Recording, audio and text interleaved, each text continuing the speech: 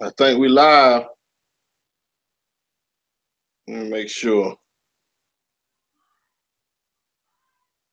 Peace, peace, peace, family. All right, I think we good.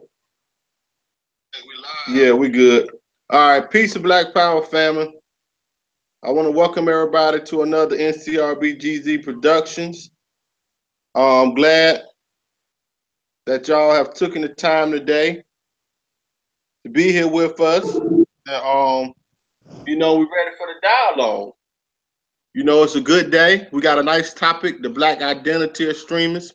That's what we're gonna talk about today. And we're gonna hop right into it.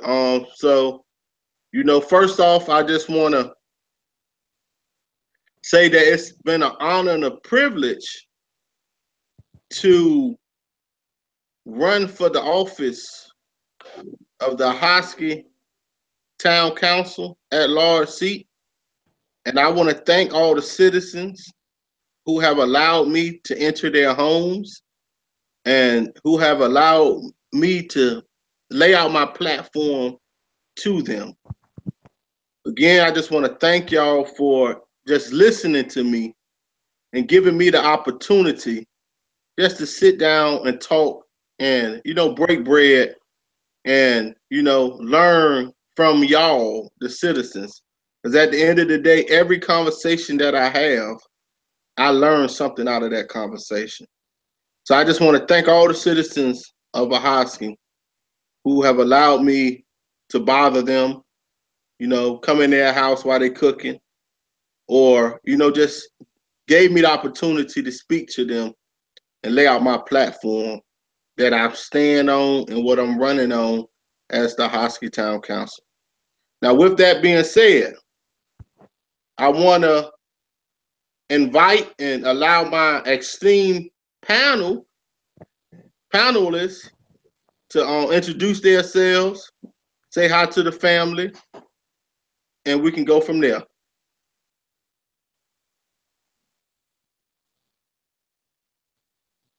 So we're gonna start with Joe.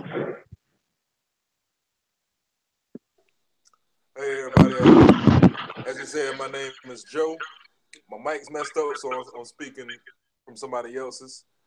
Uh, just want to say I'm glad to be here and glad to discuss some things with y'all. Hopefully I can give y'all some good insight on whatever we're discussing and moving in a positive direction. And yeah, just have some fun. All right, thanks for being here. We look forward to learning from you.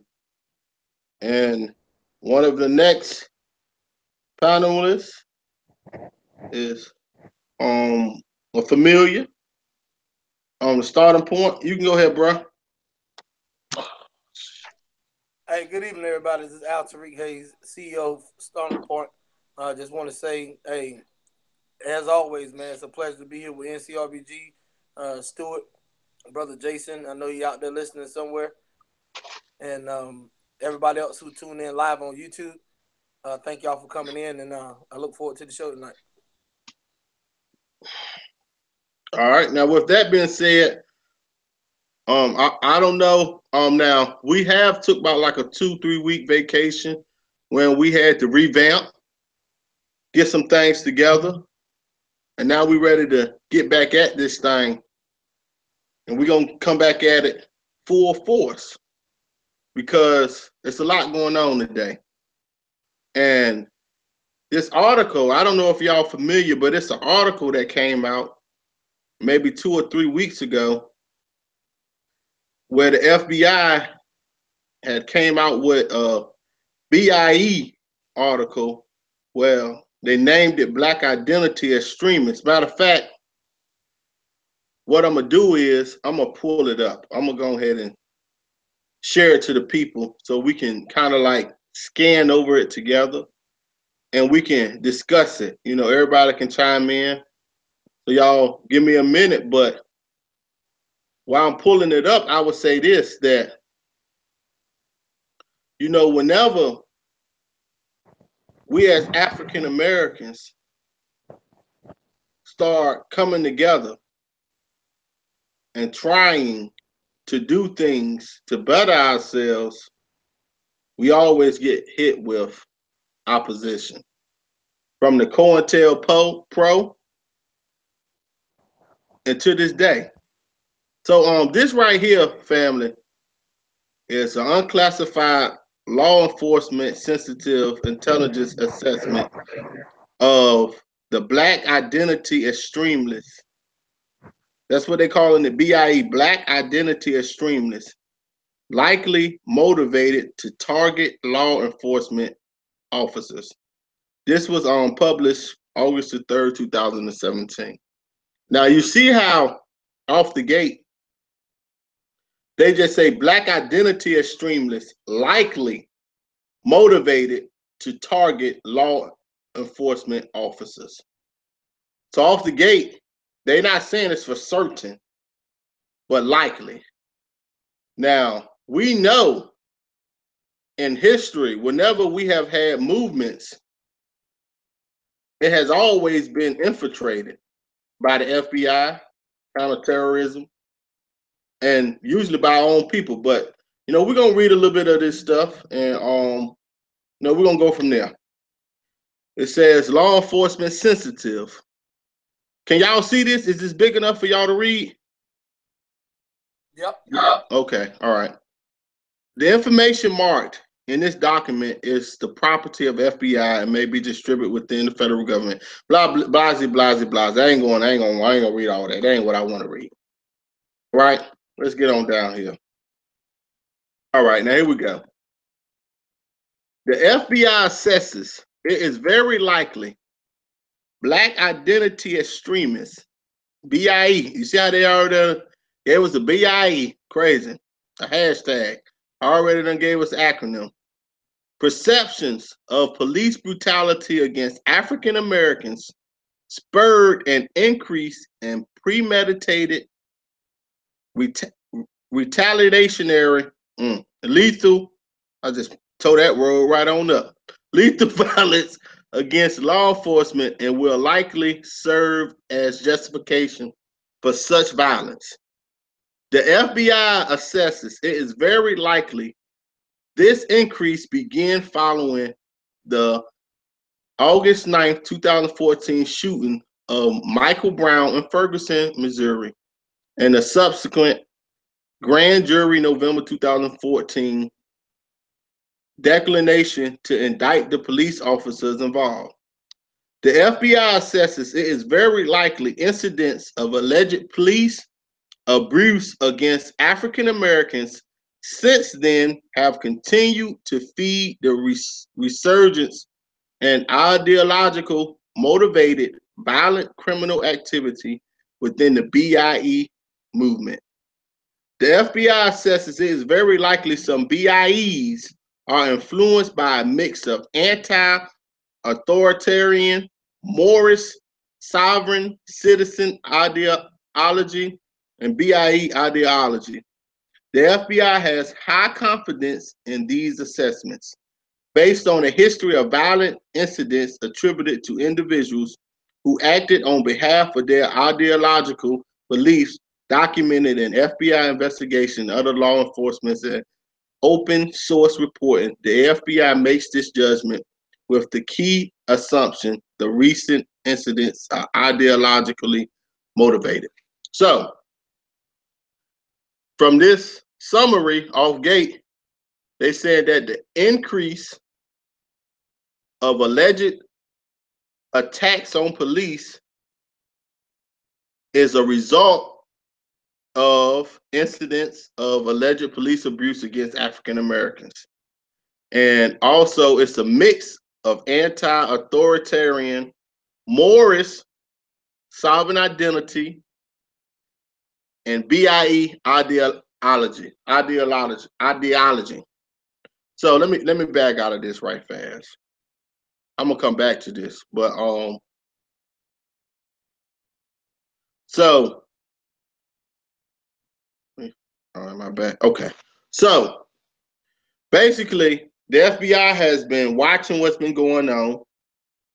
So if from what I'm getting is because black people are being killed by the police, they saying that any type of retaliation is a matter of black identity extremists. And we're going to read a little further, because the further you read into it, it starts getting a little deeper as far as what they consider love when you love being black. So they have already decided to start labeling certain people as extremists or terrorists. Why? Why would be one question I would ask. Why would the FBI come out with this report? I'll just leave that out there for now. What is the purpose of a report like this? I'm gonna just leave that out there. And what are we to take from this report? When you have read it, or if you look at it, what are we supposed to take out of it? What is the purpose? Y'all can chime in at any moment. I just find it ironic that Charleston, Virginia, the whole incident happened there, and the FBI worried about black identity extremists, as they call it, BIE. But now that's the FBI report, but when you read the actual article, I may end up pulling the actual article, because the FBI report is actually in the article. You got to click it to go to the FBI report, but I want to go straight to the FBI report, because they have already been following and investigating things anyway. But it seems like whenever there's retaliation or anything done in the name of, okay, if we lose a life, you take a life. If we lose a life, we take a life. Then automatically we got to start labeling these people and start marking them and putting them under a database, just because you may feel like enough is enough, in a sense. Now, I'm not condoning violence by any means, but the first law of nature is survival. That's just point blank simple. The first law of nature is survival.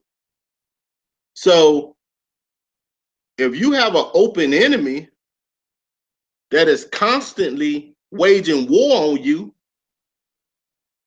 what is the obvious response? I just leave that out there. Like, what do you expect people who trying to survive to do? I don't know. I just want to know, what do you expect people to do? So I see this as an attack on black identity. Not so much the extremists, just the black identity in general. Because what makes you a black identity extremist? What is the criteria? If you're a Moorish, if you believe in the Moorish Science Temple, or if you're a Moorish American, you believe in sovereign citizenship, that's make you a black identity extremist. Well, if you want to get technical about it, white people started that. And I know some Moorish brothers gonna get mad at me, but we can talk about it if you want to. Because this sovereign citizenship came, I'm sorry, let me stop cussing. This sovereign citizenship came from white people. So why they not considered extremists? I know some people ain't gonna like that, but it's the truth.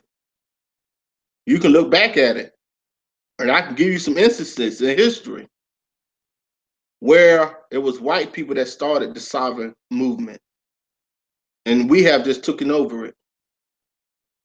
So, anybody got something to say? If not, I'm gonna go back to the article, because in today's world, There's so much going on that it's crazy, man. Let me get back to this article though. Do y'all got anything to say? All right, we're gonna get Yeah, back to man. it. Hey, I was can you hear me? Yeah, I can hear you. I was looking at the article, and when you pull it back up, a couple of troubling things that I seen was for one, the word assumption area for anyone who they trying to alarm or warn to assume that they mean, because they can take it one or two ways. When they say black identity extremists, of course they talking they trying to say like they talking about those who are targeting the police, the law enforcement. Citizen, to me, is like black identity. So like ignorant people is gonna look at it like mostly all black people. Like it's a movement being placed upon law enforcement to where black people are targeting. That's just like what they did to the Black Lives Matter movement. All right. So once you put a negative spin on something to say Black Lives Matter is violent, when the president of Black Lives Matter is what? It's a female, right? Mm-hmm. All right. She came out after some of the riots or whatever they want to call it. I say protests, but then when it turned violent, a few people who wasn't even from that area that just came from a long ways to the protest and then started something and it got out of control. They labeled the whole movement as a violent movement. Almost they even compared it to the new Black Panther Party and the old Black Panther Party. So I mean that's just an easy way that I see that they can, for one, try to stop a movement by making it negative, and for two, scare the citizens who they want to scare. All right, because if they talking about black identity extremists, well, I ain't scared. But others, white people, Chinese, Asian, or whoever, they may be as if they're not already alarmed and scared of black people. You know what I'm saying? Like, especially black males, if you look a certain way or dress a certain way. So for me, when I seen the article and you was reading that one part, as soon as I seen the word assumption, it just threw me all off. Yeah, because it leaves it up to it leaves it up to the individual to make that decision. Like it leave it up to the police officer, the FBI agent, basically to say if you are or you're not. But let's look at some of this stuff where say the FBI defines black identity extremists as individuals who seek wholly or in part through unlawful acts of force or violence in response to perceived racism and injustice in American society, and some do so in furtherance of establishing a separate black homeland or autonomous black social institutions, communities, or government organizations within the United States. Stop. So, if you want to set up a separate black homeland or autonomous black social institutions, communities, or government organizations within the United States, this defines you as a black identity extremist, right? So you telling me you don't have all white neighborhoods? You don't have all white social institutions? You don't have all white communities? Huh? Is that what you telling me? What are them? I know for sure. What's them people in? Not the Mormons, but the Amish. The Amish people. They got their own land. They got their own community. What about the Jews? No, they got their own social institutions and communities in New York.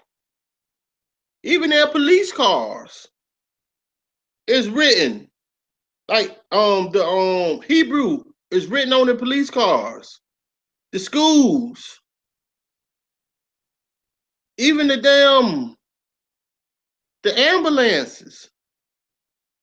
So are they considered Identity extremists? I don't know. That's just interesting to me. I'm gonna keep reading. Hey, before you go on, man, Joe got something you want to say? Go ahead. So what I'm seeing is a pattern.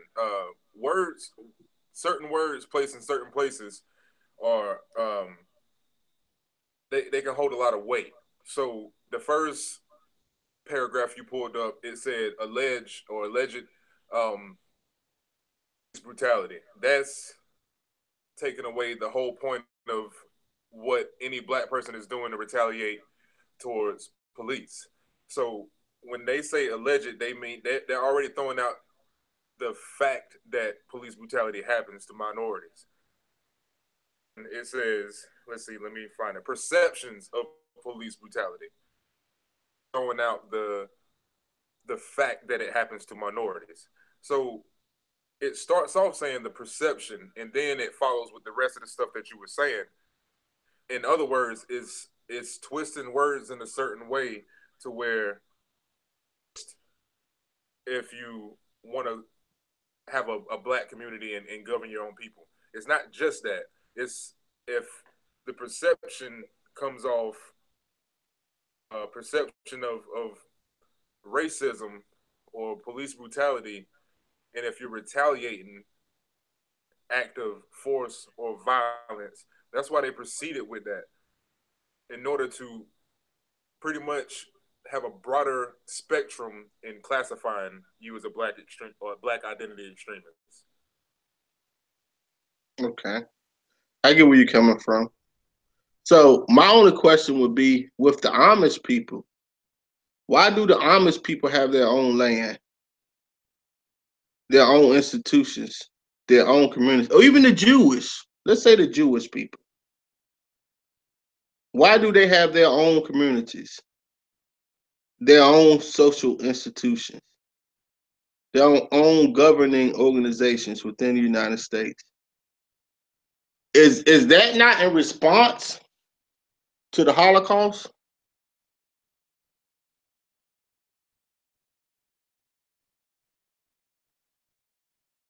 I would think it is. Not only that, it's about staying pure and preserving their culture. See, the key with this is they can use these words to justify if you want to start your own institution. So you don't have to say you started an institution because of racism and injustice, but they can imply that on you just because you black. See, this is this is nothing no more than what they have already been doing. But we're gonna keep reading because they are trying to say this just because of Mike Brown. This is what's happening. But this been going on before 2014. And what this all boils down to is the guy in Texas who actually went to war with the cops. But that was somebody in the military. But this is what this all boils down to. That's just like these you have these militia groups, right? And they're in the woods, they're armed, they're training for war. And you ask them what is their purpose? And they will quote the Constitution as far as the citizens have the right to protect themselves from I can't think of the exact word of the they have the right to protect themselves from some type of government. I can't think of it right now, but they will quote that quickly. But what I see is when they say perceived racism and injustice, right? Well, are you admitting that it's racism and injustice in America? Or are you saying that these people are just thinking this so because even if they thinking it or it's really happening, what do you expect people to do? Like, how do I want to say this? Like, if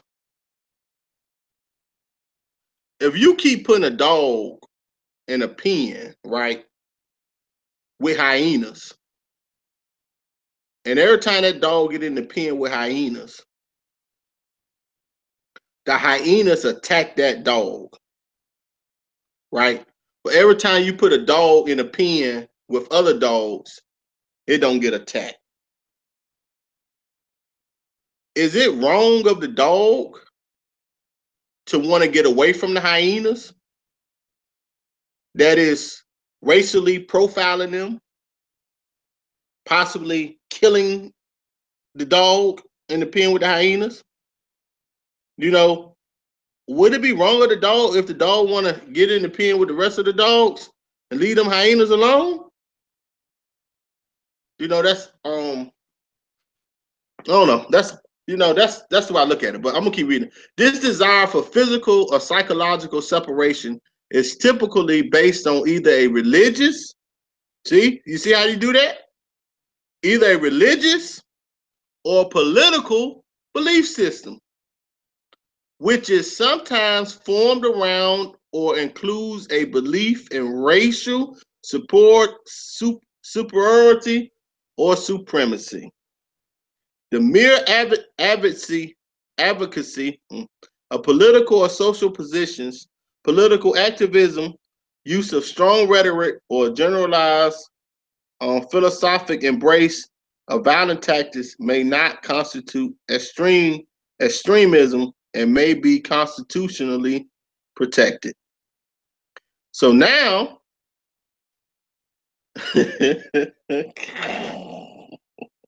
so now this desire for physical or psychological separation is typically based on either a religious or political belief system. So I guess now they are saying that, well, even if you decide that you want your own communities because of your religious or political belief system, right?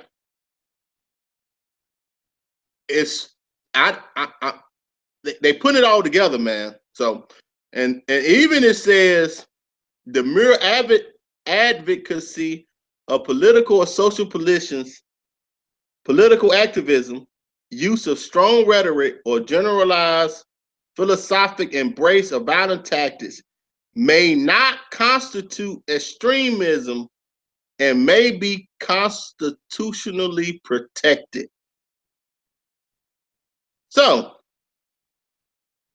now it's saying that it seems like you may be protected by the Constitution.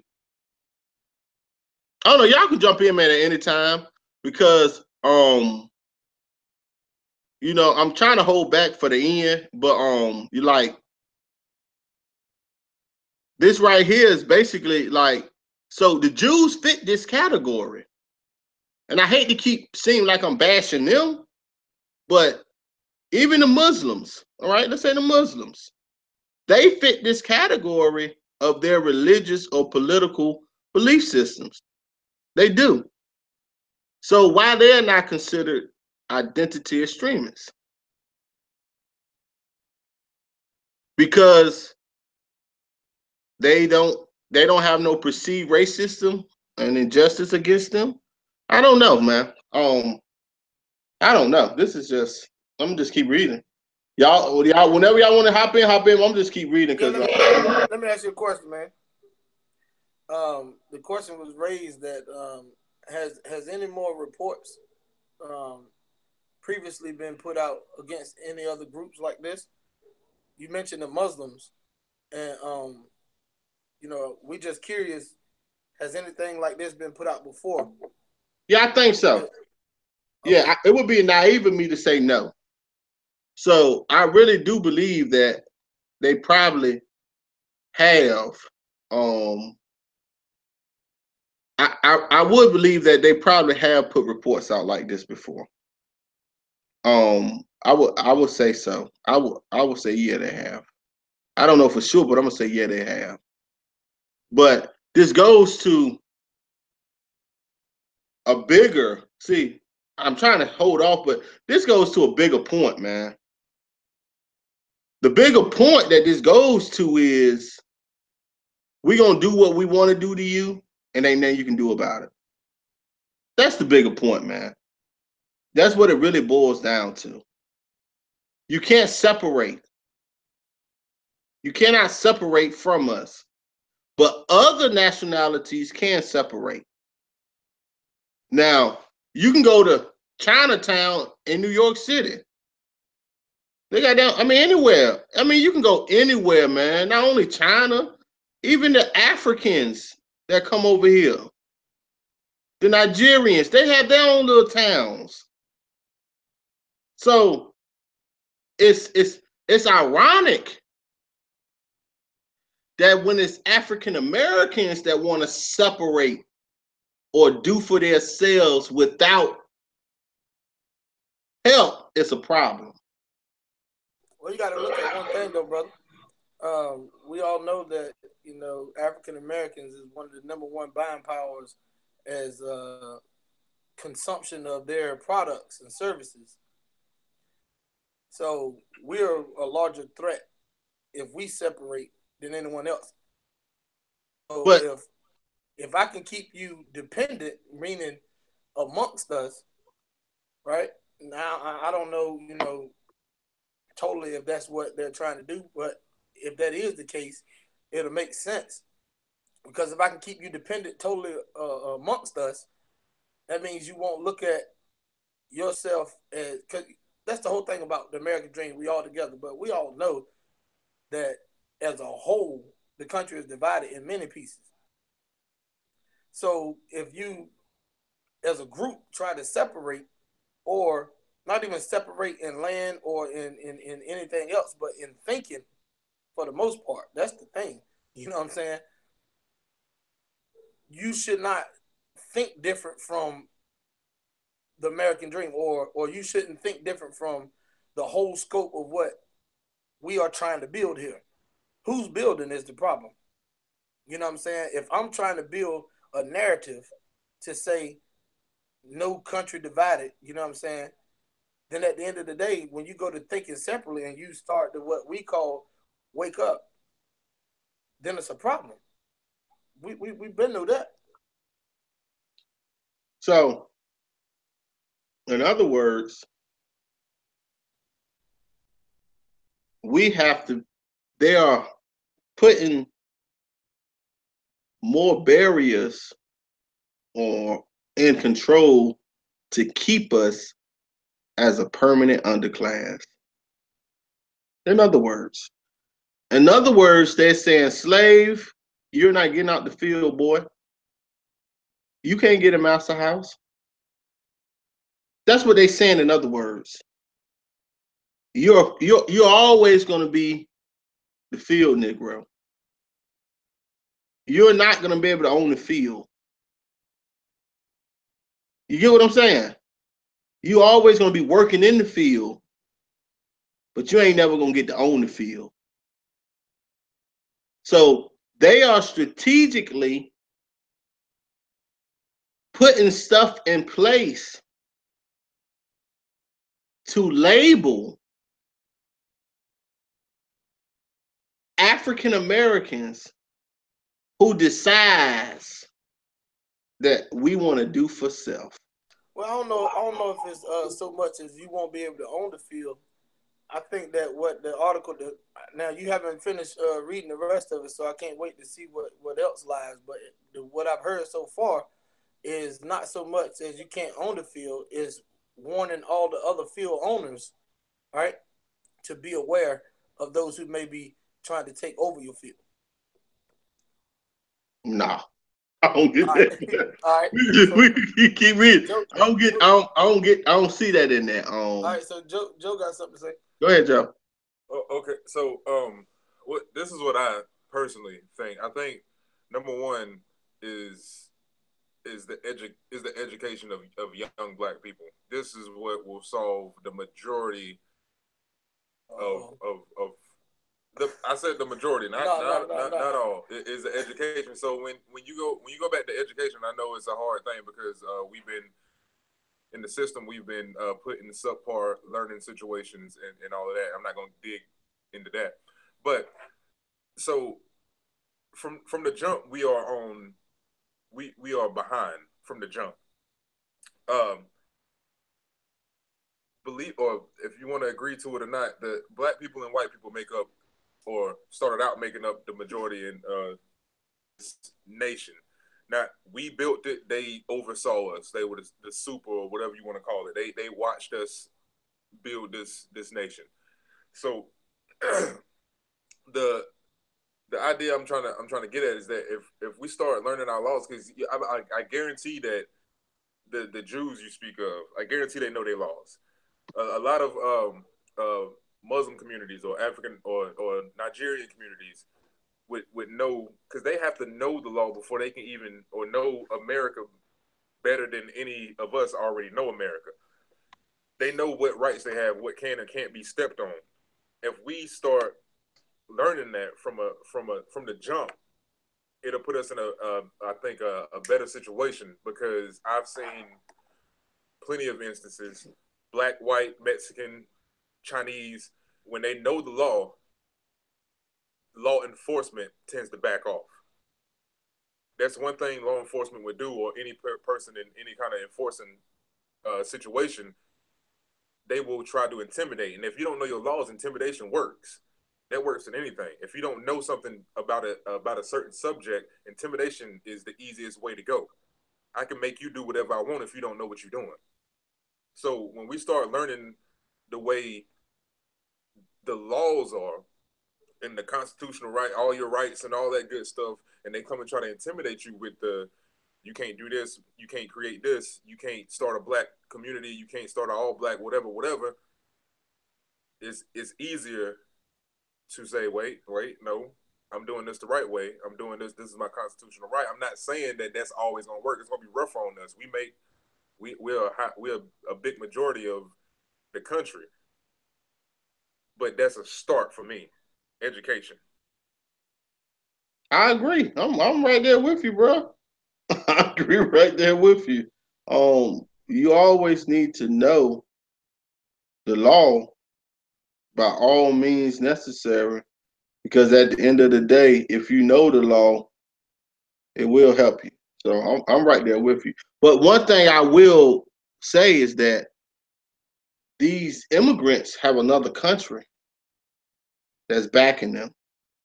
So when you say they know the law like that, I don't think they know the law no more than we know the law.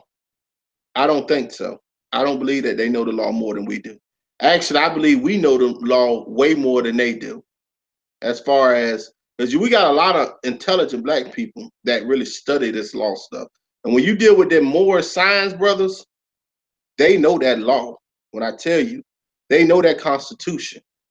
They know it. But what it is we don't have a nation that is backing us like the Chinese people have, or some of them African brothers, the Nigerians. They have a nation behind them that they can get sent back to. You can send them away from America. You can send them back home. Where you gonna send us? You don't have nowhere really to send us. So as far as the law is, you got plenty cases of people that rights get violated who know the law, don't break the law, and then the cops still get off. I mean, we just saw it, and with the brother in the car who had the gun, got shot with the girl in his car. I can't think of his name right now. We just saw that. Philando, we just saw it. Like, and it's recorded. And it wasn't even about the law or not knowing the law. It's let me tell you something, man. Listen, and let me put it like this. I've been pulled over plenty of times. Sometimes I've been in the right. Sometimes I've been in the wrong, right? But what I would tell you is, and any police officer would tell you this too, if you honestly talk to police officers, when you're pulled over, they're only looking for infractions. Knowing the law or not, this protect and serve is out the window. I've had police officers that tell me this. Protect and serve is out the window. That's just window dressing. They are there to find infractions. So once you are in any encounter with a police officer, you are at their mercy, bottom line. Now you can give them legal jargon that will help you if you get to court. So you can know your rights, and you can say certain things, and if they violate them, it may help you in court. But once you are pulled over in their custody, or they have detained you, or not even detained you, just question you, their whole purpose is to look for infractions. And I'm gonna give you a good example of how you know this. Y'all both are y'all both been in the military? I know how Tariq in the military. You been in the military? Yes, I'm currently in. Okay, you're in. All right. Okay, I know you. Listen, check it out. When you're in the military, you constantly train to do your job, right? And certain things, depending on what your MOS is, but you're constantly training. All you do is train to do your job. Now, I would listen. I don't listen. The police tried to recruit me, man. I'm gonna put it out there. I don't care. They tried to recruit me when I first got out of the military, but I didn't want to do it. But the reason why it's easy for someone in the military to transition quick over, because it's repetition, it's training. You are trained to look for certain things all the time. That's all you do. That's what you're trained to do. So when you're trained every day in training to do something, no matter what it is, once you're performing that job, it's secondhand nature. It's automatically, you automatically trained to look for certain things. And that's just the way it is. So when it comes to interactions with the police today, and we have to be honest, and if we want to survive the encounters, we have to be honest with what's really going on. When they pull you over, or when you're in any type of situation with them, they are in complete control. Your rights is out the window. You better do what they tell you to do, and they are looking for infractions. I'm telling you, I have been told this numerous times. They are looking for infractions. Every movement, a jerk of your eye, anything that you do, they are trained to detect it, exploit it, and write it down. That's just the truth, man. It's the truth of the matter, whether we like it or not. So you can know the law. Yeah, the law, it helps you to know the law. In case, like, you tell them they can't search your car, they search your car, you go to court, you got proof that you told them. I mean, that stuff help in court. But in that instance, right then and there, you at the mercy of the police officer. You are. So in the, I was speaking more of a branch out and start your own community aspect. But yes, you are correct. In that instance, you are at the mercy of the law, and that still goes back to education, not just educating black people, educating everybody.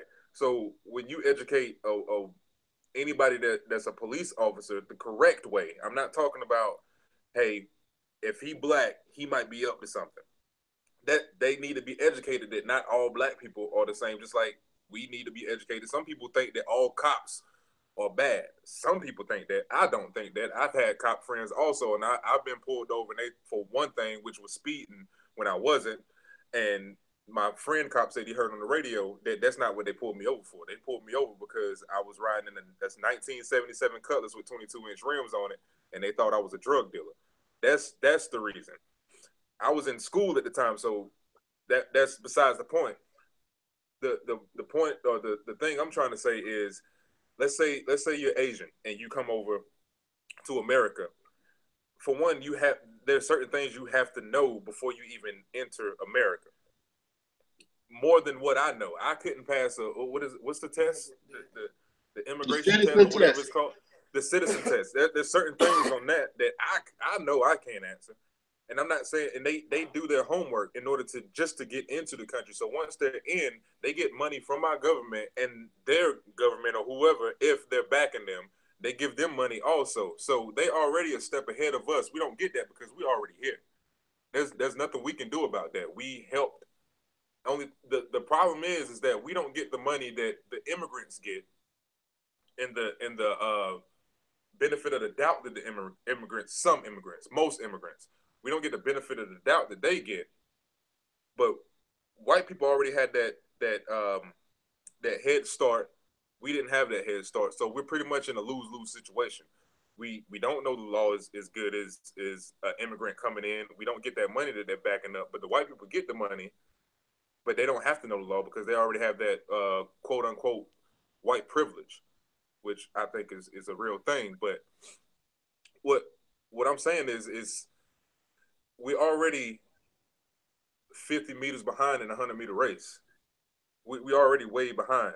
And then while we running, you get, an Asian person that gets to start, 75 meters in, or I don't know, an Indian person that gets to start, 85 meters in, so on and so forth. That's when education needs to come in, not on just our part and their part. If you get pulled over by a cop and he doesn't think you're a bad guy just because of the color of your skin, or that you might be 6'5", 300 pounds, you can quote the law to him. You can tell him, hey, what you pulled me over for? And he says, well, you got a tail light out. No, I don't. My car tells me if I got a tail light out. Can I search your car? No, you can't search my car. What's your name? Can I see your ID? No, that's my whatever amendment, because I don't know them. I'm not gonna lie to you, but whatever my amendment right, that I will not be searched and I won't be molested while driving through traffic. So that's the difference. Everyone needs to be educated for cultural differences, because I'll tell you right now, I don't know how to act around a German person. They might think what I do on a regular basis is extremely disrespectful, but I don't live there. I don't live with them. So that's something that I don't feel I need to know. But I guarantee you, if I moved to Germany, I would learn. I would definitely learn. So that's what everyone needs to do. Everyone needs to learn outside of their own cultures. And they need to, if they learn outside their own cultures, it'll be less frightening for everyone. If everyone knew a cop, I'm pretty sure everyone would have they would be a little bit easier, or they wouldn't feel as uneasy around cops. If everyone had a couple of black friends, if everyone had a couple of white friends or Asian or whatever, everything would be a whole lot easier. But you have people that grew up in all white communities, as you say, or all Jewish communities or all Muslim communities, and when they finally meet this person, because I know my face, sometimes I got a face that look like I want to kill everything that's moving. But I'm the nicest person you'll ever meet. All I do is joke around. It's just, if you already have a perceived notion about someone, that's going to make it worse when you actually meet that person. Our movies, our TV, our music, our advertisement, everything makes black people look worse than what they are. Everything. In movies, we all a drug dealer or a gangbanger or something. We're never the CEO of something. In music, all you hear is people talking about what they know, and that's dealing drugs, because we was put in a certain area, and the only way a cornered animal knows how to react is violence. That's the only way we know how to get out, is violence, or doing whatever means, or going by whatever means necessary to get out. So that's all they know. It's just a cycle. We're gonna talk about what you know. Life, what is the question? Life reflects art, or does art reflect life? It's the same thing. It's just a cycle. Each other over and over until somebody steps in and changes it. I'm with you, bro. I'm with you. Only thing I disagree with is that they know they come here and know more. I don't agree with that. That's the only thing I don't. But everything else, but we'll move on. You don't agree with that? No, that they come here and know more about the law. No. No. You said. But see, Okay. I've been overseas, and And even with coming back, I know people that have came to America, but for one, certain ones they don't even let over here.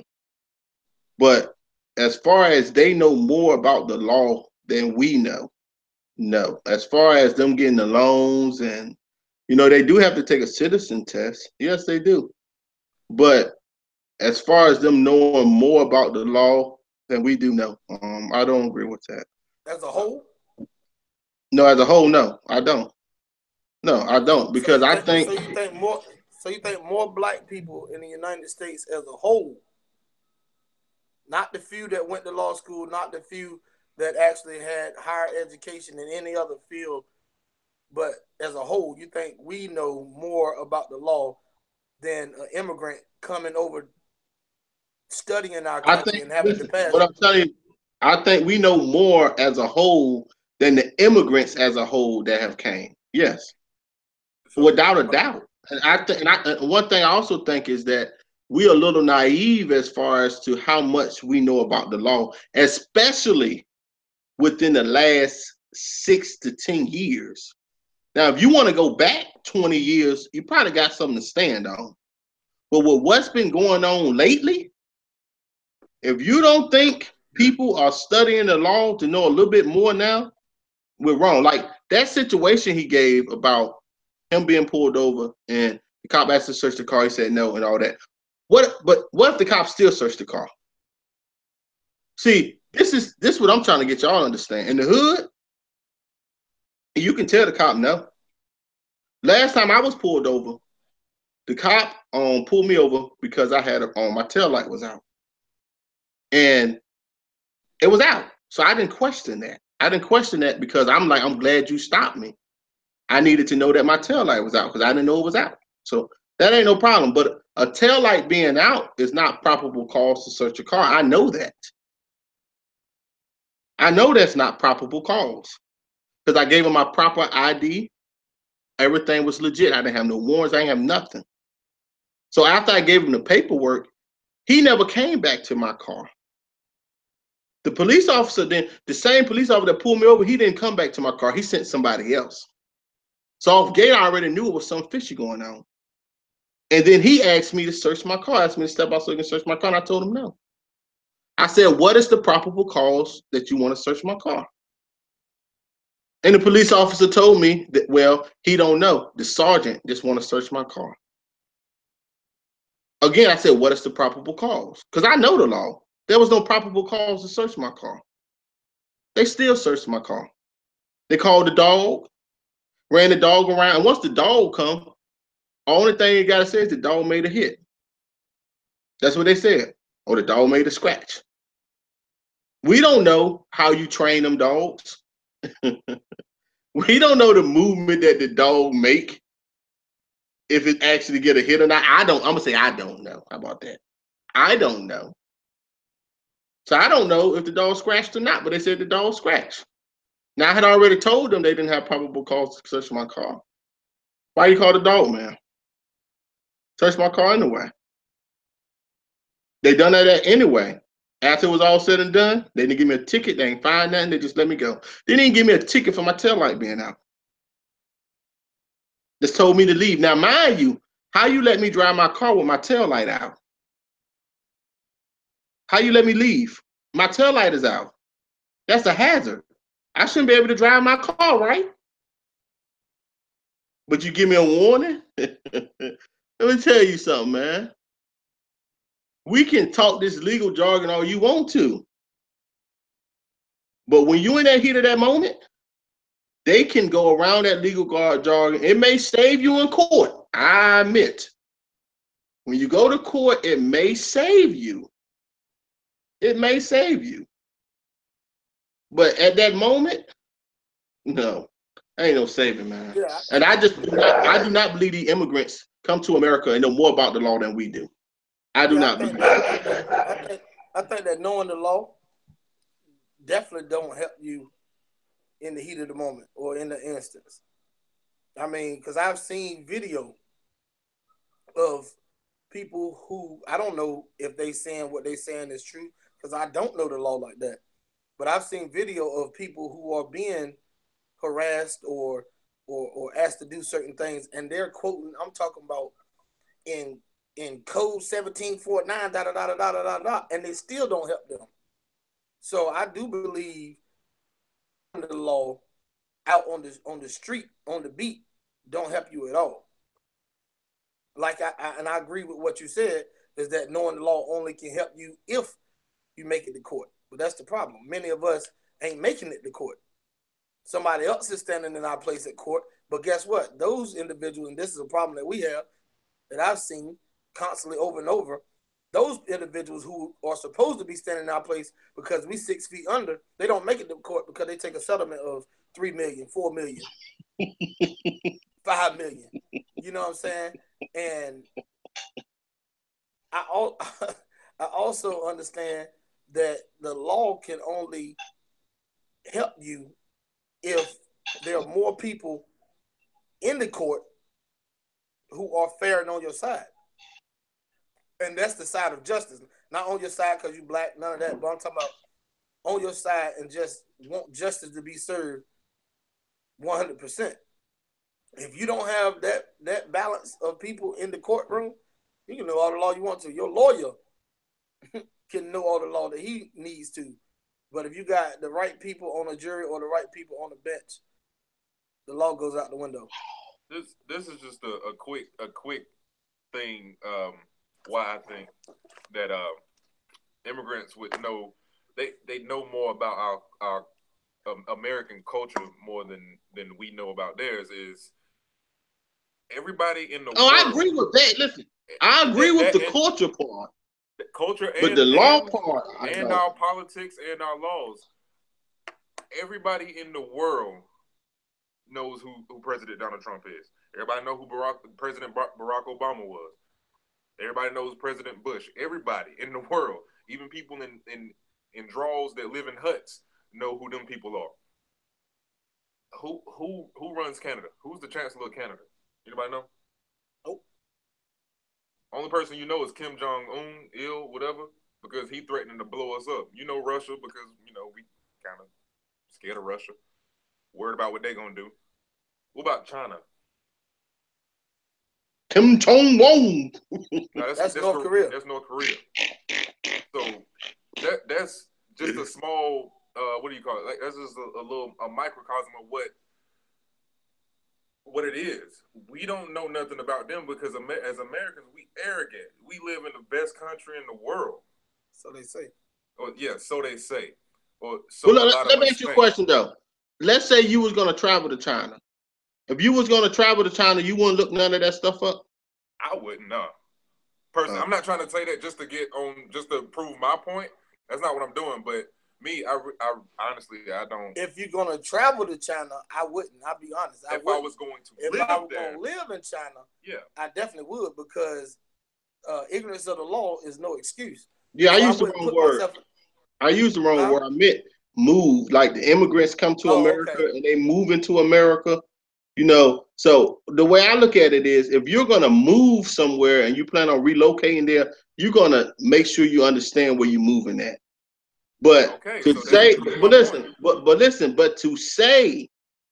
that me as an outsider coming into America is going to know more about the law, we talking about law now, than the actual citizens that have been. So at first you was talking about culture? Yeah. No, what I'm saying is, as far as the immigrants knowing more about our culture, I will agree that, because not only that is that in America, culture ain't as big, but in a lot of these other countries, culture is very big because they can trace their culture back historically. But as far as African Americans, we can't trace our culture so far back. We're gonna reach a point where we can't go no further. So as far as culture, yeah. But as far as the law, I just do not believe that they come and know more about the law than we, especially African Americans, man. And what we know and what we have been experiencing with this law and the law enforcement all this time. Okay. I just believe that we may be a little naive, or some of us may not care. But as far as knowing, most people know the law, man. They might not know a lawyer type know the law, but they know common sense laws, man. Most people already know that. So that's the part that I was getting at. I agree with everything that all three of us are saying about the roots of like culture and law don't help you until you get to court. If you make it to court, I agree with all that. But what I'm saying is, and what I like to do in any open forum, I like to make it personal. All right. So, like I said a while ago, I'm not talking about those who went to Harvard for law and all the other stuff. But let's just break it down to those that you know. Do you really, and those that I know, I'm talking about personally. Because if we're looking at a whole, we got to look at the majority. So when I look at everybody I know, from the military to my upbringing, my family, my friends, everybody who I personally know, it's only a handful of them that I can only assume know the law. But it's a whole bunch of them that I know don't know the law. And I challenge you to look across those that you know. I'm talking about, you said common sense law. That's a totally difference between U.S. federal law and state laws and all. Man, look, what my man said a while ago about we all need to be educated. I agree. Listen, I agree with that, but I'm telling y'all. Hold on, let me finish this go ahead, point right here. So what I'm saying is, assuming that our people know the law. All right, so you know I do the financial piece, right? Mm-hmm. Okay, so assuming that everybody knows the basics of finance, and I'm talking about, let's just go with credit. If you look up on YouTube, if you already don't know who he is a dude named Jay Morrison out of Atlanta. You know who that is? Mm-hmm. He does the same thing I do. And he goes down to the corner. And not only do he hit black people, but some whites, but he's in Atlanta. So most of everybody he hit on the street corner with the camera and the microphone, he asked the basics about finance. And he asked the first question he asked is, do you know what a FICO score is? Dog, you can look it up on multiple videos. And we don't know, but we assume because everybody that he asked says the same thing. When he said, do you know what a FICO score is? They say, yeah, Equifax. They start naming the bureaus. And that's not the actual fact. So I can assume that my mama know the law, but I'm just telling you right now for a fact that I know my mama don't know the law. I'm talking about, when you say no, let me get this straight so I can comment. When you say know the law, you said common sense law a while ago. So when you say know the law, are you actually talking about the this code and that code, or go to federal, this amendment or this constitution right? I'm talking about the actual. No, okay, what are you talking about? I'm talking about as far as your personal rights, as far as your car being. Talking about I'm mostly talking about driving infractions, being able to search your car or not. What infractions? What gives the police officers the right to search your car or not? That's what I'm mostly talking about. Okay, so when you was talking about the broken tail like a while ago, I was saying, we had my mic on mute, and I was saying I agree with what you said, but the same thing that you said when you said common sense law, I had said that before you even said that right there. I said common sense would tell me that a broken tail light don't give them the right to search my car. But now, but look, listen, that's what I said. Here's the part. I bet you an immigrant. I bet your immigrant don't know that. No, an immigrant may not know it. Just like here's the part that I was trying to hit at to make me say that I may not know that either. My common sense would tell me that searching the car, a broken tail light don't give you the right to search my car. That's my common sense. But now, if the police intimidate by telling me, he can lie and just say, well, code such and such says that anything with what's name. I still, in my common sense mind, because I'm very common sense smart, I still would be like, no, that don't give you right. And I could be fighting verbally saying that, but if he say that to me, most of us is gonna get right into that same posture that the immigrant gets into and fall and succumb to what he just said, because we don't know the law. If he spit out some bullshit code, excuse my language, most of us would still be yapping at the mouth, but at the end of the day, we don't really know. Do you agree or disagree? Look, you right. If he come out with like, well, code such and such and such and such, you probably right. But that means I don't know the law then. Well, that means you don't know the codes. Which writes the law? That means you don't know the exact codes, right?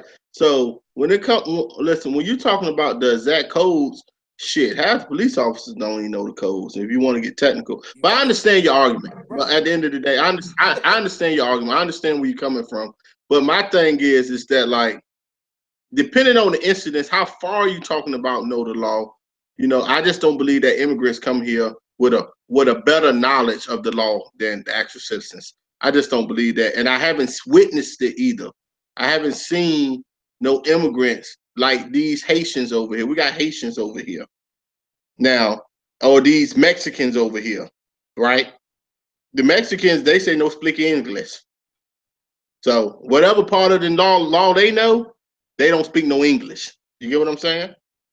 The Haitians that's over here, whatever part of the law they know, they don't make it known. How about that? I just say it that way. But yeah, and with the immigrants though, the reason why I think that I believe the same thing you believe, that they don't know the law and that the cop can just tell them that the tail light gives them the right to search the car and they won't even buck a fight. But here's my core point to that. The reason why the immigrant would just bow down and let them search the car without putting up a fight is because they know that they don't know the law. So they can't even question it. But the reason why we will is because we believe the common sense thought process behind it says you can't search my car because of a tail light. And that's why we will put up a fight. But deep down inside, we really don't know. Yeah. The only thing we can go off of is prior cases that has shown us that a tail light don't give you the right. So if it's anything outside of what we've seen before that hasn't educated us to saying that a tail light. So if he say speeding gives me the right to search the car because evidently you was out of your mind for going 75 in a 35, and I'd have been going 135 in a 55. Well, I don't know what he can do. You can search. Stop me going 135 in a 55. I can only go off what. You done. If he stop you and you going that fast, you done. Not only do you got the right to search. The state trooper took out a small pair of folding scissors out of his shirt pocket and cut my license up in front of me and told me that he can guarantee me I would not drive in the state of that at that time, Georgia, for at least 18 months. He right. He right. I got that part. But if he went further and said that he can search me or anything because that's an infraction. And that's a arrestable fine. That's a arrestable fraction. Like, and listen, in the state of North Carolina, if you driving 20 miles over the speed, 15. Yeah, 15, they can just take your car, they can arrest you, search your car and everything. That's just in the state of North Carolina. So like certain laws, man, I just feel like but how did I know that was 15? Because of experience. But before I ran into that situation and found that out because I was in that experience, I didn't know that shit.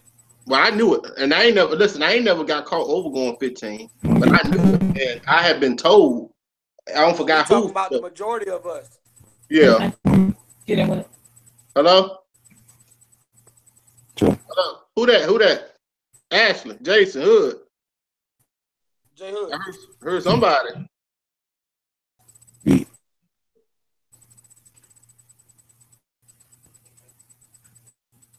Hello?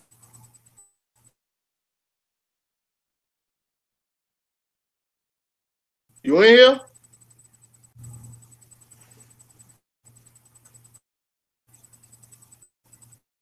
All right, you might need to go out and come back in. We get to a certain extent. It's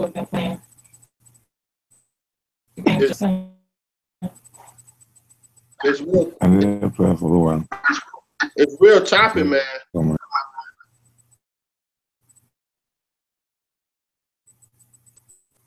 Hello?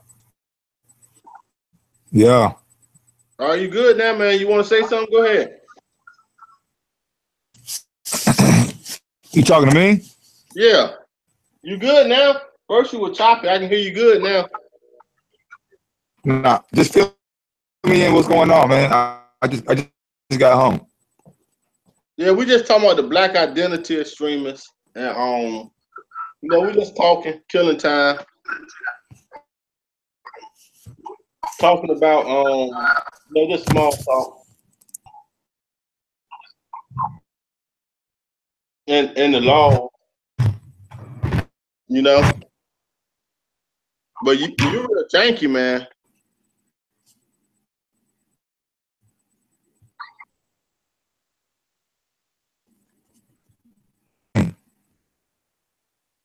I don't know. I see you, but I don't know you in and out. Yeah, I think you should be good now. It look like it's constant. We talking about the black identity extremists, man. You know the article. Oh, we were reading some of the stuff off the article, and just discussing it. So Yeah, fill me in what it's about and all that. So I mean, I understand what they're doing. In yeah, the we new age, matter of fact, let me see if I can share my screen. We was at the point early into it. Actually, we didn't get that far into it. Hey, I know, right? We probably got two paragraphs in here. Yeah, and that's good though, because I feel like we accomplished understanding that. I know me personally, I don't know the law like that. So Okay, all right. I'm back here, so let me see. Where were we at? We had read the FBI. We ain't really started reading nothing. Here go. All right, here we go. The FBI defines sovereign citizen extremists as individuals who openly reject their U.S. citizenship status, believe that most forms of established government, authority, and institutions are ill,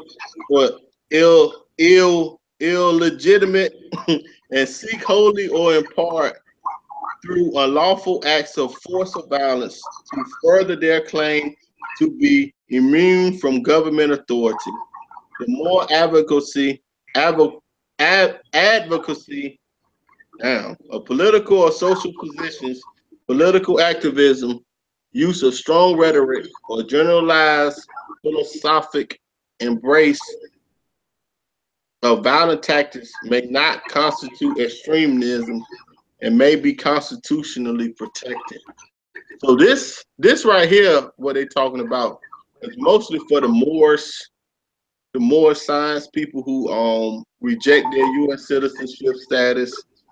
They say that everything under the government, they not under their jurisdiction.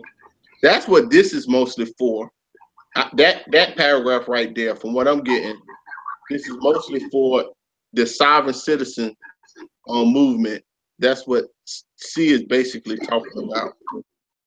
If the sovereign citizen movement, if you saying you a sovereign citizen, that's what they're really talking about. And that's what I get out of that. So if it's a sovereign. Go ahead.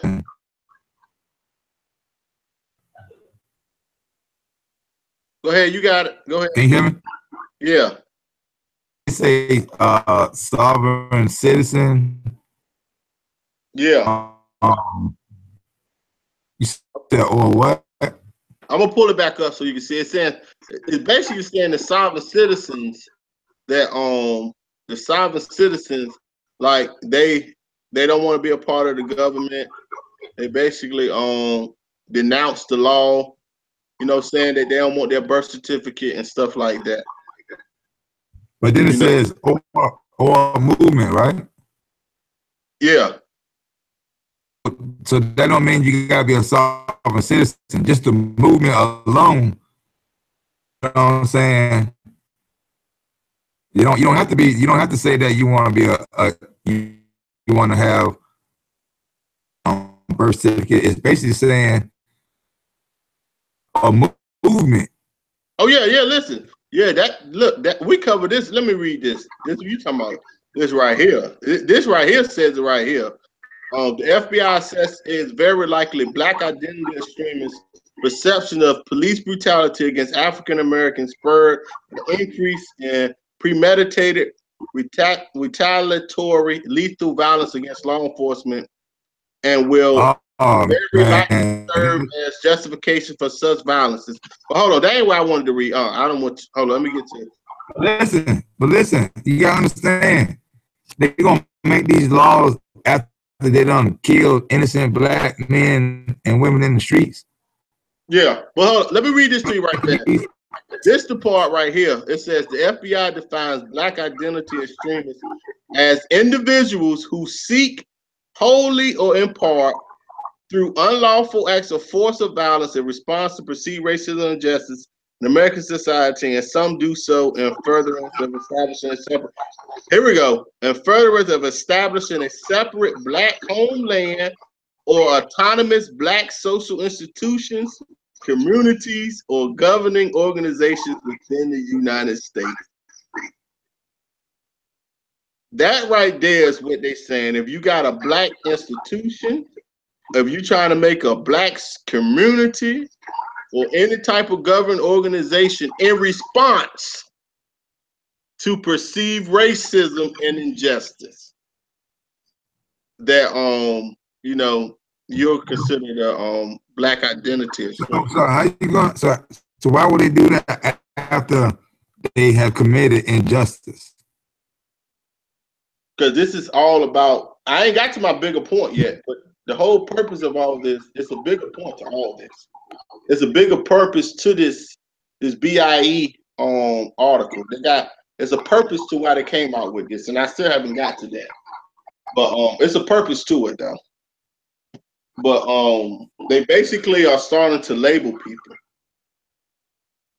But I mean, y'all want to hop in? Anybody? Y'all come on, y'all can talk, man. Y'all hop in. Oh no, I'm listening. I think that we got stuck on the laws. And yeah, we were.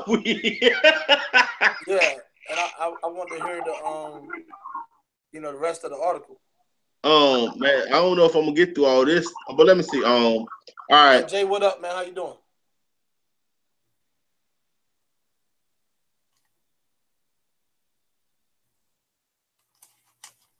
Hey, y'all, what's going on? Everybody here? What the hell? Yeah, no, I'm here.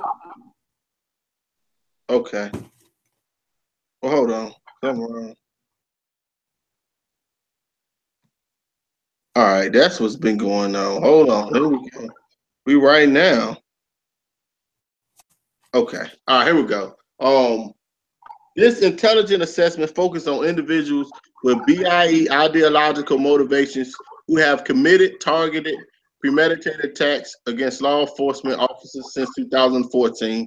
This assessment does not address BIEs who have attacked law enforcement officers during the course of officers' routine duties, such as responding to calls and traffic stops in which violent actions were reactionary in nature. So they're basically talking about after 2014, the uptick of violence toward police officers. This is who BIE basically is. This assessment addressed the following key intelligence questions. To what extent are BIEs targeting interests, retaliatory, and what cross-programmatic relationship influenced the BIE movement? So now they're going to deal with this. Now, this assessment is the first FBI analytic intelligence product to assess influences between the sovereign citizen extremist movement and the black identity extremist movement. So you see what's going on now. They are trying to combine not combine, but compare the sovereign citizen extremist movement and the black identity extremist movement. So apparently they already had the sovereign citizen extremist movement. They already had them labeled, because if you look probably like 10 years ago, the More Science Temple and the sovereign citizens, they became a real movement where they was contesting the lawyers and the judges in courts on their sovereign citizenship, and if the courts had jurisdiction over them. This was going on at least 10, 15 years ago, where they was really giving the courts fits on this whole situation because the Moors, they followed the law. So now what they are doing is, from what I'm seeing, is they are starting to try to see the commonalities between the sovereign citizen movement and the Black identity movement. So the Black identity extremist movement has to be what they're talking about after 2014 with Mike Brown. And look, it's interesting, Jason, that I brought that up because you know the last cookout we had, somebody gave me some photos, and you remember who the people were on the photos? But I didn't accept them. But that's interesting too. But the FBI has previously reported on BIE retaliatory violence against law enforcement in 2 products, both of which have findings consistent with this assessment. The 23rd March 2016 FBI intelligence bulletin titled "Black Separatist Extremists Call for Retaliation in Response to Police-Involved Incidents Could Incite Acts of Violence Against Law Enforcement. Assess incidents involving allegations of law enforcement abuse and related legal proceedings would likely lead to BSE calls for violent retaliation and incite these domestic extremists to commit violent acts against law enforcement." The 14 November 2014 FBI intelligence bulletin titled "Potential Criminal Reactions to Missouri Grand Jury Announcement" assessed the announcement of the grand jury's decision in the shooting death of Mike Brown in Ferguson would likely be exploited by some individuals to justify threats and attacks against law enforcement and critical infrastructure. Now, a key comparison to this is what I want to say is this. In the 60s, when the Black Panthers rose to power, they were tired of the police officers killing and harming citizens, Black citizens. They was fed up with it. So they decided that they were going to start following the police around and making sure that the police done their job. Now it goes back to what I said earlier about the first law of nature is survival. And for some odd reason, it's like survival is been taken out of this for some odd reason, where common senses have been extracted from this report, wherein survival is gone. Like you can't try to survive. In other words, like everybody know karma. For every action, there's a reaction. Now, I'm not condoning violence at any, but I'm just being honest about stuff, man. Like if you pinch me, it's gonna hurt. Like if you, I mean, like for every action, there's a reaction, man. So, not saying one is right or one is wrong, but that is the honest truth. So they say just because of Mike Brown and the fact that he was killed, it's like a hanging when they used to lynch people back in the day. Like Mike Brown was basically lynched in a sense. But I don't know all the details of that, so it's kind of murky.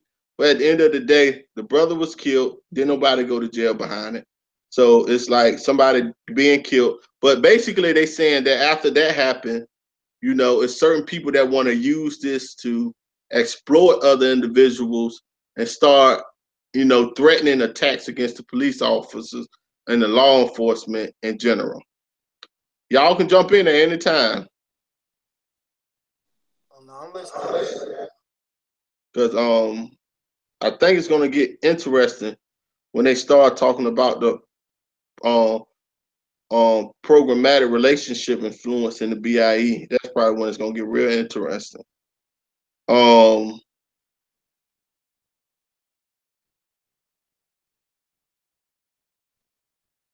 Suspects grievances very likely lead to violent targeting of law enforcement. So this is what they're saying. You know, because suspects is grieving, they may want to target the law enforcement.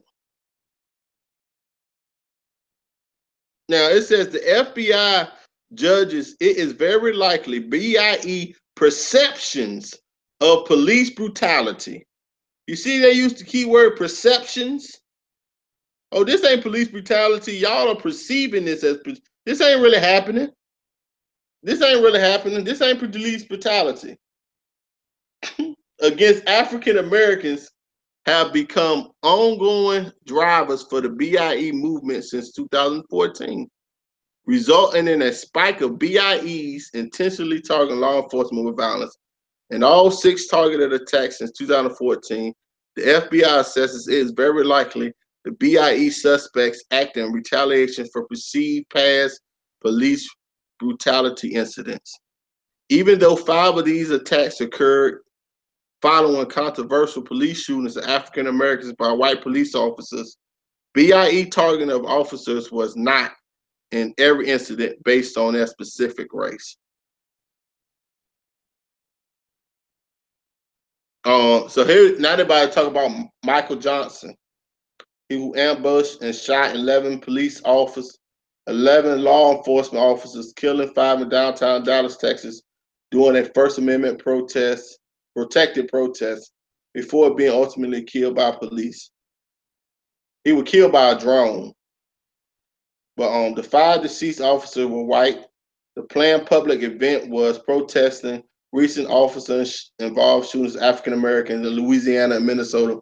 Based on Johnson's journal writings and statements to the police, he appeared to have been influenced by BIE ideology. Man, I'm not going to read all this tonight. We might have to come back to this.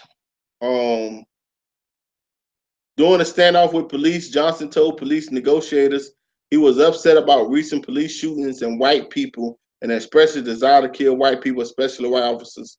Johnson searched and liked social media pages of BIE and black separatist groups and had been outs from a local BIE group for being too radical, according to an open source news article. So now you have BIE groups.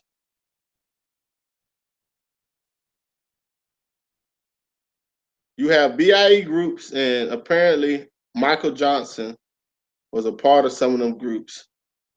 And on October 23rd, 2014, Zell H. Thompson attacked 4 white new police officers, department officers in Queens with a hatchet. 1 officer received injuries to the arm, and the second officer received an injury to the side of his head. The 2 remaining NYPD officers at the scene shot and killed Thompson, according to open source report. Now, this is where it get murky because this Thompson guy, I thought he was a Muslim. Do y'all remember that? The guy in New York with the hatchet?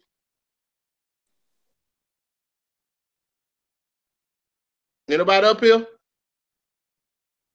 But if I remember correctly, yeah, I can hear you.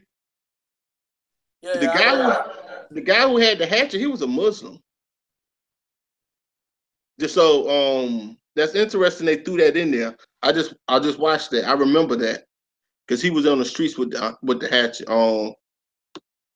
Here we go. According to open source reporting, Thompson was angry after a recent spat of deaths at the hands of police. In his own writings, Thompson advocated for armed struggle against the oppressors and mass revolt against the U.S. social, economic, and political systems, which he perceived to be white dominated. He also described the United States as a beast and called for chopping off its head, hands, and feet.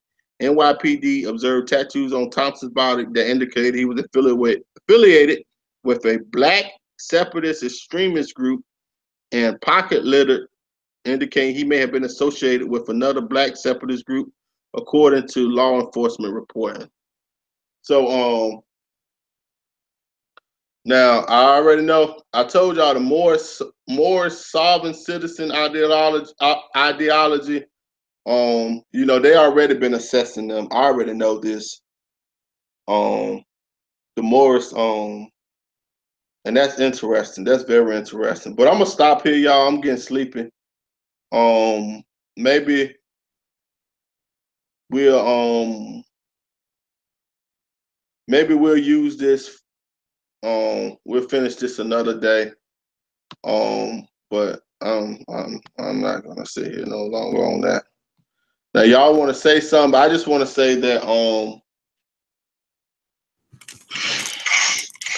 you know, it's interesting that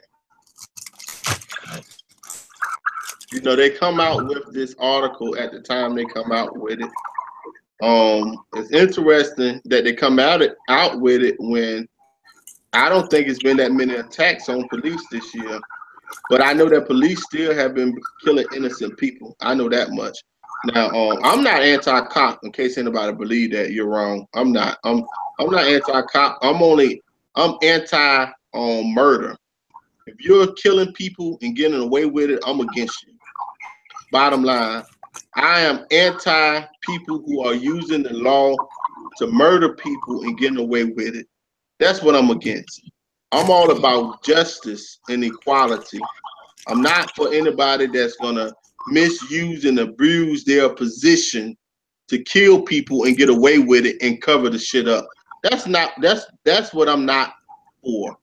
I don't stand for that. And it's wrong for anybody to use stuff like that and do stuff and then cover it up to cover your ass when you know you just was flat out wrong. And that's just what it is. So I think with this black identity extremist, the purpose of this, let me tell y'all what the purpose of it is. The purpose of this is to desensitize us from anybody they label as a black identity extremist. So what's going to start happening is when certain people are being killed or either pulled over by police and they may be mistreated, they're going to label them as a black identity extremist. They are already laying down the foundation and the groundwork to call you a terrorist. So they're going to look on your social media page. If anything on your social media is pro-black, you're going to be a black identity extremist. So what they're doing is they're setting up to desensitize you from watching the death of these so-called quote-unquote black identity extremists. That's what the purpose of this is for. That's what it's all set up for. They're going to start labeling people, oh, he was a black identity extremist. But yet, that guy who killed them people in Nevada, they ain't call that man a terrorist yet. But this black identity extremist is going to be on the terrorist list. Best believe that. And what they're doing is they're setting us up.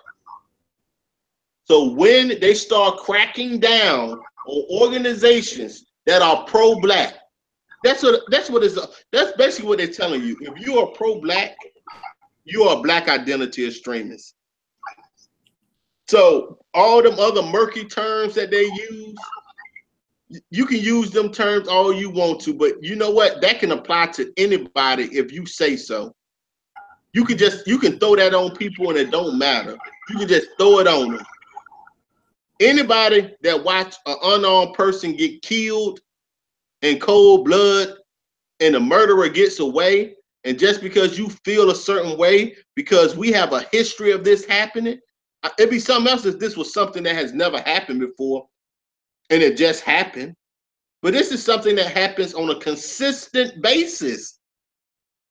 You call a spade, you call an egg an egg, you call a toast a toast. You call a donkey a donkey. It is what it is. Why do it seem like just because somebody want to call out what's really the truth, there's something wrong with it?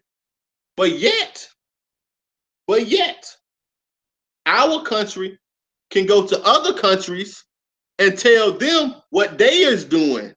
You can point out other people wrongs, and not only do you point out their wrongs, you put sanctions.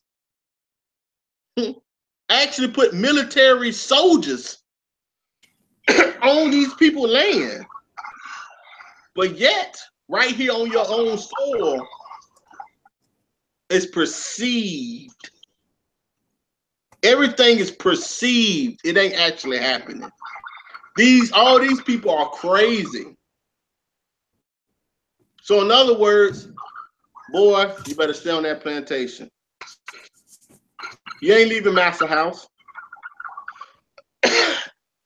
You out there to field, brother. And that's just what it is, man. It is what it is, man. Anybody want to say something? Sound like question. I got a question for you, Stuart.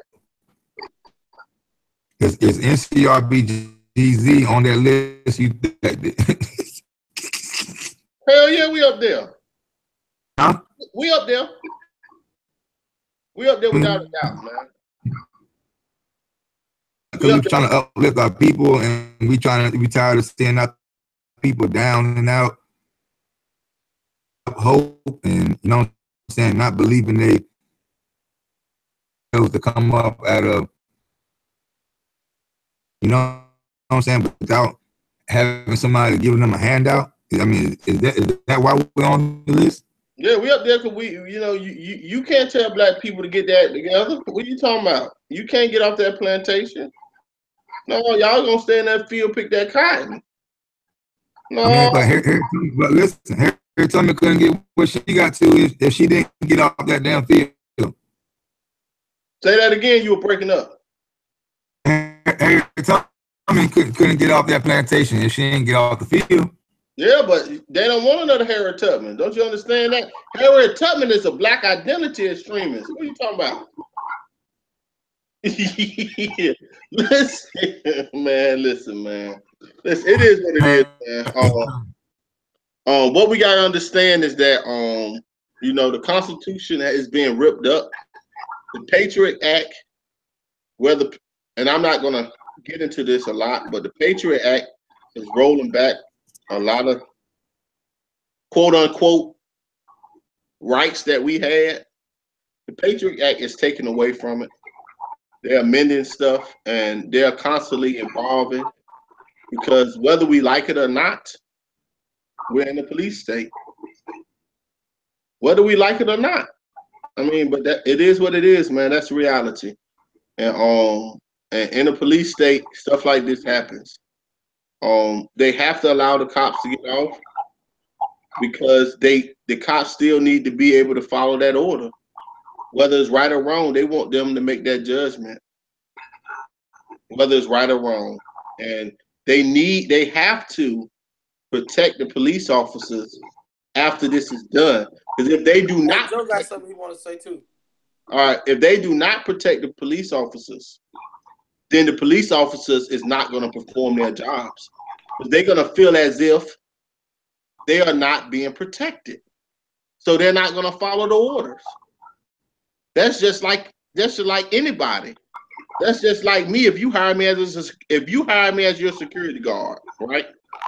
And if something happened, and if I'm your security guard, and if I do my job, I'm supposed to get protected. Now, if I do my job, and in the instance of me doing my job, somebody's life is taken, as your security guard, if you have hired me to do that job, you're supposed to protect me. Because if not, the next security guard is not going to do their job, because you didn't protect the last one. So why am I going to do? You get what I'm saying? People ain't going to do the work unless they know for sure they're going to be protected. Now, I don't believe. That's a very good point, man. I don't believe that all people are bad. Understand me? But I understand that in a system, and when a system and you're being taught that you have authority, wherein you can use your authority and make split decisions that possibly take people's lives, and after years and years of seeing instances of people doing this stuff, making split decisions, taking people's lives, and there are no accountability, what happens? You lose your sight of humanity. So now you will take these lives. You will take people's lives, and you know you're going to be protected. So your human nature leaves, man. And that's what happens. And we don't want to talk about it. But I'm telling you, in the military, you have to follow them orders, bro. You got to do it. That's what it is. That's what you sign up for. So I'm not saying that The people are exactly wrong, bad. What I'm telling you is the system in which they are being trained right now is putting them in situations where they can make bad decisions and they ain't really got to worry about it. And that has to stop because we supposed to preserve human life at all costs. Now, you know, I'm not the one to just talk about the police. I'm talking about us too, as well as what we do. But the difference is they are getting paid to do a job. When we kill people, we go to jail. And that's just, it is what it is, man. It ain't no hate. It ain't no dislike. It's just honesty. And that's honestly speaking. So I don't understand why when we start speaking honestly about things, it seems as if because we speak honestly, just because it may not fit the status quo, something is wrong with it. Honesty is honesty, whether you like it or not.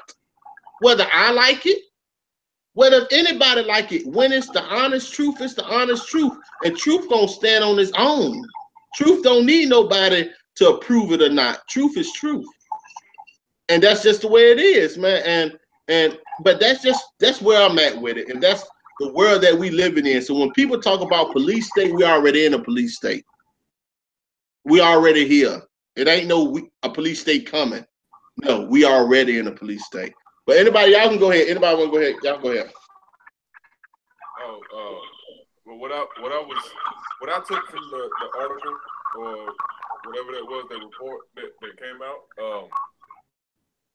So the FBI and the police are they pretty much the same thing, pretty much for the most part. They're on the same side to a certain degree. From what I took from it is they are fine with a Martin Luther King. They not cool with a Malcolm X. Is that's what I took from it, and they've shown that in the past. Martin Luther King, and that wasn't necessarily, I mean, you can draw your own speculations as to what happened to Dr. Martin Luther King and all that, or whatever. But they labeled the Black Panthers as terrorists when they was really only punching back when they got punched, pretty much. When the police, when they was doing something bad, whether it was minority, whenever they saw some injustice happening, they stepped in and was like, hold on now. This is wrong, and we'll act accordingly if y'all keep doing this. They not cool with that. They don't want us taking justice into our own hands, if that makes sense. That's what I took from the article. They still put the article is putting themselves in a situation is where they can stay, I guess, neutral. So they can stay neutral. If you pay attention to the words they're using, they can be on, hey, we're not on their side, we're not on the police side necessarily, we're not on y'all side necessarily. Just know that y'all can be as black as y'all want to be, but when y'all start killing our police officers, or if we perceive that you're gonna kill our police officers or react to some kind of violence towards our police officers, that's when it's gonna be a problem. And I also agree with you to the point to where they are setting the foundation of whenever they kill somebody black, they can label them as a black identity extremist. I agree with you on that. But the article doesn't necessarily, if you got that what is it, that third eye open and you can read between the lines, then yeah, you see that. But on the surface, it from what I got from it was y'all can do whatever y'all want as long as y'all ain't killing the police officers. Okay, that's what's up. Anybody else? Yeah, I want to say, just listening to the article and reading it along with you, man, it'll take a fool not to be able to see that they leave a lot of gray area for a reason. The word, like he said, the words that they use. But then another point that when you got to talking about the tattoos on my man's body that showed that he was a part of an extremist, a black extremist. Where's the name of the group, or where's the actual brand of the tattoo? What did it say? You know what I mean? Like, identify that, because that's the reason why you got ISIS, because it's multiple groups that form that one. But like you said, like both of y'all just said about them laying the foundation to be able to label anybody. Because if you think about it, all three of us are either military or prime military. We understand that in this country, because most of the country, you know, we make up what 1%. Oh, you talking about the military? You know, it's supposed to be 1%. You know, of the population who actually join and serve and fight and go overseas.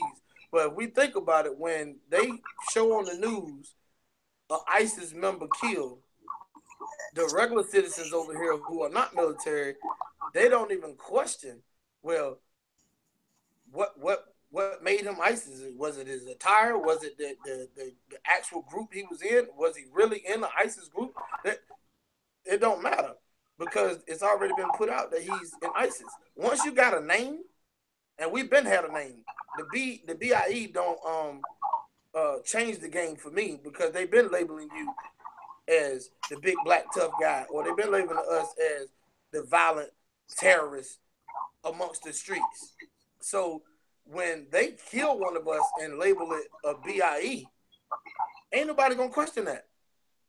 But when they kill one of us last year and label him aggressive, or label him reaching for the officer a weapon, nobody questioned it either. I mean, we did, but the people that they're trying to scare and alarm that there's some new group that's forming, that same group is the people they've been killing.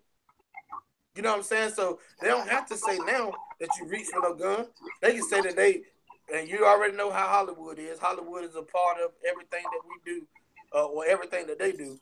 They can say that, oh, we got paper trail and emails and all this and all that he was a part of a BIE. How far you think that's going to be questioned? Especially when you got great writers that's going to put down the information that they need to prove their case.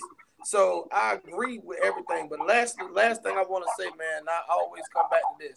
One, I told my man Whit when you brought out the article, and when I seen you said it on Facebook, that, you know, you're going to be getting into some things about BIE. So, one, I don't know where you find this stuff at, man, because CNN, MSNBC, Fox News, none of them, and my favorite radio stations, they're not reporting on this stuff, right? So, brothers like you and organizations that you are a part of, you bring this to the people, and we should appreciate that, right? Because if you hadn't really brought this out, and he even said he ain't know nothing about it, you know what I'm saying? So y'all, hey man, look, keep doing what you're doing. You bringing the information out. Of course, that, you know, we all got different opinions on different things, but at the end of the day, I think that we can agree that the picture is being painted. Furthermore, it's being painted because it's already been a picture. It's already been a frame. It's been laid on the canvas. You know, oh, he got dreadlocks, his pants sagging, he got tattoos, he big, he talk a certain way. So we already been a BIE. Now we just got an acronym. You know what I'm saying? So the last question that I have to post before you get up out of here, and I think all of us hit some good points. But the last question, it can be rhetorical, or if you want to comment. The last question I have is that when you're outnumbered by force, when you are outnumbered by law, and when you are also outnumbered by intimidation, saying that you can't gather amongst each other and have your separate thoughts and your separate land and your separate identities amongst what the big picture is supposed to be, what do you do? That can just be left at that. We don't even have to answer that. That's just a thought. Well, I'm gonna tell you, like we said, look, hold on. Like we said on one of your shows before, and I think you remember when we was talking about, you know, how do you, if all World War V broke out and it was blacks against the government, how do you combat that? You say you're gonna tell me. Yeah, hold up, Jason. You want to go ahead, man? You want to say something? Man, man, like I said, man, it's crazy, man. Cause like the other brother said, and I mean, I'll tweet, man. Look, y'all, yeah, But in my mind, it's like they had to find a way to do it lawfully. The same damn thing. Start looking for brother polite doors, start getting kicked in. You get starting that now they got a law saying they kick in your doors and say, man, you is. And you got a law now saying, look, we could lock you up for 30 years, we could lock you up for 10 years before you even go to trial. Because that's what they did to the Black Panthers. Drugs in your veins. So, you know what I mean? When you do get out, you are at it. Kill you if the drugs didn't kill you, if you didn't get murdered trying to get the drug. I mean, this is what I read about. This is what we, you know what I mean? This is what we hear about from, you know what I mean? And study this and who dealt with these people,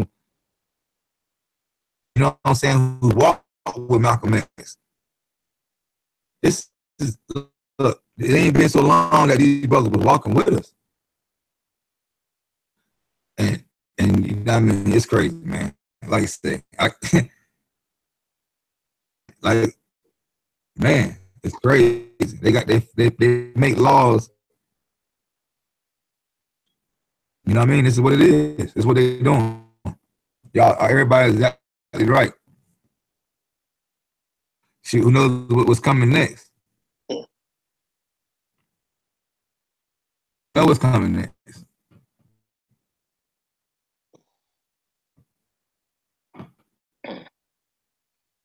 All right. Well, yeah, I thank everybody for watching, man.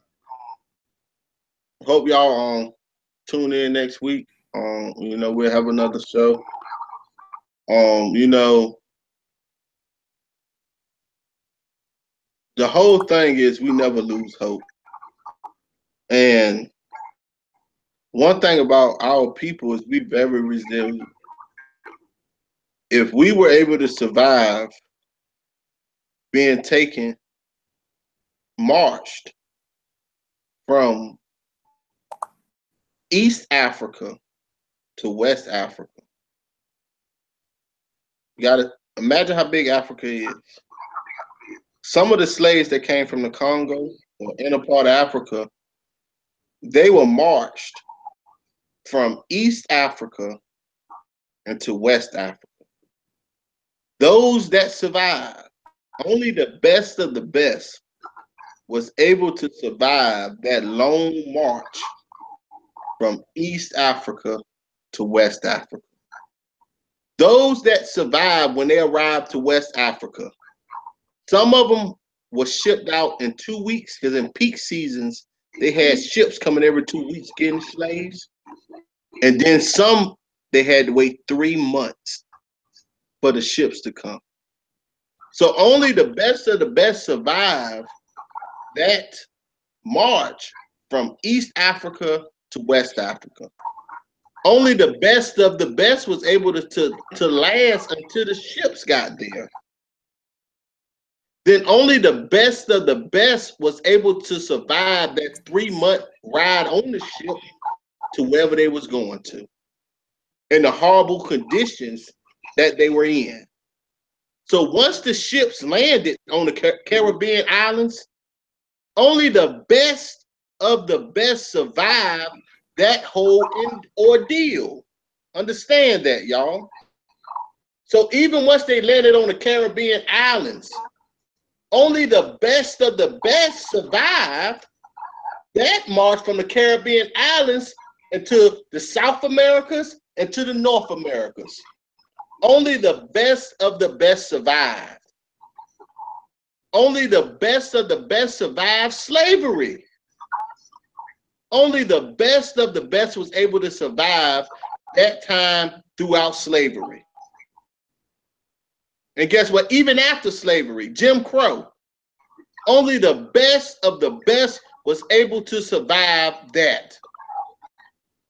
everything until now, today, those of us that's left, we are the best of the best. Bottom line, it's in our DNA. So guess what?